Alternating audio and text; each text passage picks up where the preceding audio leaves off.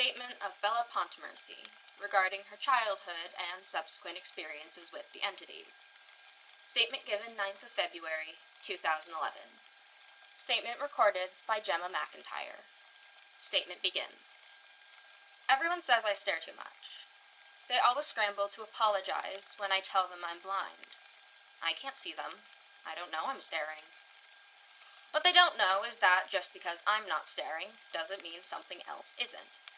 I don't know who or what exactly is watching from the eyes that are technically mine, in only the sense that they reside in my head.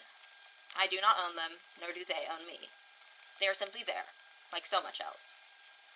I was legally dead for 5 minutes when I was 9, 30 by the time I was 10. I don't know how long I've been dead at this point. I might be dead right now.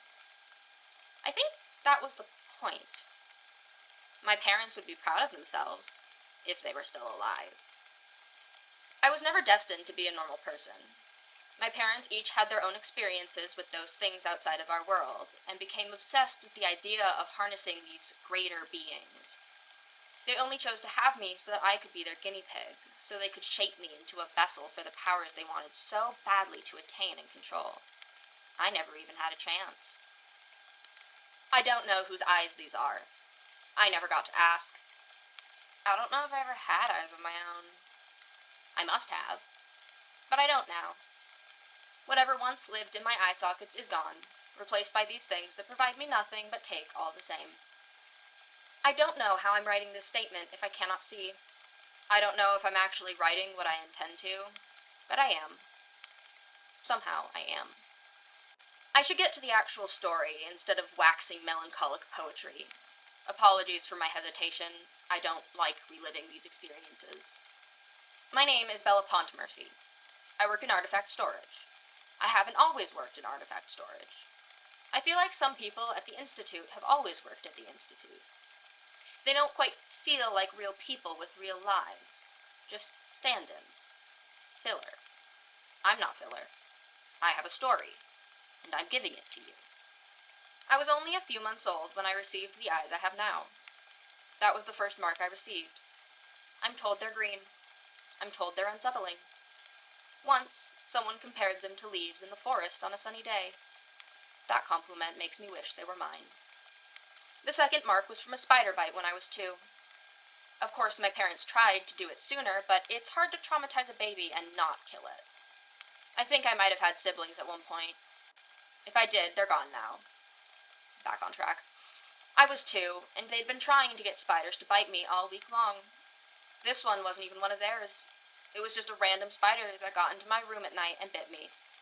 I went to their room, crying from the pain, and the bite mark was clearly visible. It must have been a massive spider. They never did find it, and my veins in the area got permanently stained by the venom. Or something. That's what we assume. For my third mark, I was 4. My parents hired the shadiest babysitter they could find. She kidnapped me and sliced my stomach open. She did something horrible to my insides. I don't really process food anymore. I think she took a kidney. And maybe some bones. I don't really remember, and I kinda avoid the doctor nowadays, so I don't really have a way to find out. The next few passed in a blur. There were some creepy paper dolls that tried to take my face. Skinless wolves, which for some reason are called skin wolves, hunted me down. Some man who looked like he was pushing 150 tried to saw my arm off multiple times. My parents electrocuted me and threw me off a building. I fell for a really long time before I hit the ground, which I then sank into. I never got my foot back. This one is just dirt. A constant stream of dirt I've plugged up with a prosthetic. My other foot is rotting. That one wasn't anything special. My parents just didn't let me shower for a year when I was 8. That did lead to the one on my thigh.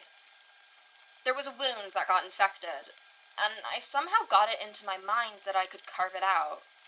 I took a knife and started slicing off the skin. I neatly piled it on the table, and I just kept turning and scraping until I hit my bone. It never fully healed, obviously. You can still see some of my femur. But I never wear something short enough where people can see it. And no, I won't show you. I don't really remember when my legs started disappearing. My other leg. The one with the prosthetic. I mean, it's still there. You can still sorta see it. But it's blurry. Fuzzy. Not quite real anymore. It's real enough for me to put a prosthetic on it, apparently, but then the prosthetic just fades too? It's weird. The last one I got when I was 14. I don't know what stupid experiment my parents were trying to do. I don't even know if I was the one who derailed it. Probably. But there's nothing the cops can prove. All I remember is sitting in their lab below the house, finishing a routine pre-test exam. Then there was a searing pain behind my eyes, and the next thing I remember is sitting in an ambulance, wrapped in a thin blanket that did nothing to keep me warm. The sky was clear, or would have been if it wasn't for all the smoke. The house that I had spent so many years in was going up in flames, and all I had to show for it was a burnt forearm. Apparently, I had been standing among the flames, staring at my parents' corpses, when the first responders found me. The only part of me even touched by the fire was my arm. My favorite, or I guess the least traumatic one, is the marking over my heart. A dark splotch with a closed wide eye. I had run away from home, the one and only time I ever tried. I was 13. I ran and ran and ran, paranoid that everything and everyone around me was going to hurt me.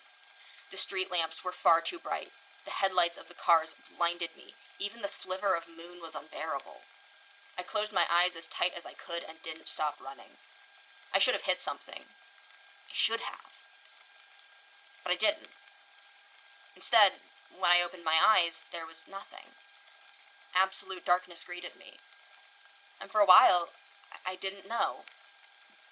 I didn't know anything. Didn't remember anything. I just was. There was something with me. A creature. Huge. Fur just as nothing as everything else.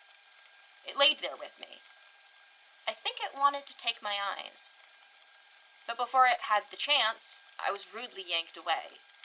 My mother and father had found me in the nothingness and took me. They took me home and locked me up, and they were so furious with me. It hurt so much.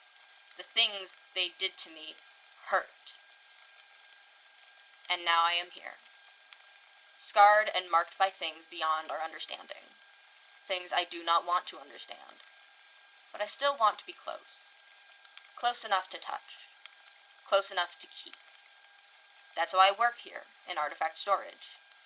I can keep these powers away from others. As much to myself as possible. I will find that dark place again. I will find that beast. I will give it what it wants. And maybe it will give me what I want. Statement ends.